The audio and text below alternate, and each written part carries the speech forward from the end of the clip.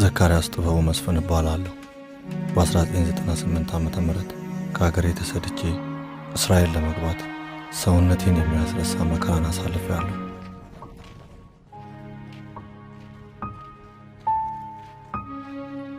ለጠየቁት እንቆቅልሽ መልስም ሀገርም የሚሰጠኝ አጥቼ በረሃ ለበረሃ እየዞርኩ የሰውና ያንተ ስለተባልኳቸው ሀገራት እጠይቃለሁ።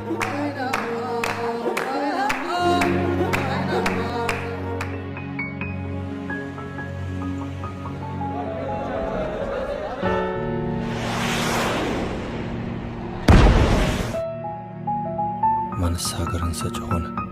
ማንስ ድንበርን አሰመረ? ለምን ከልካይና ፈቃጅ ተሰለፈ?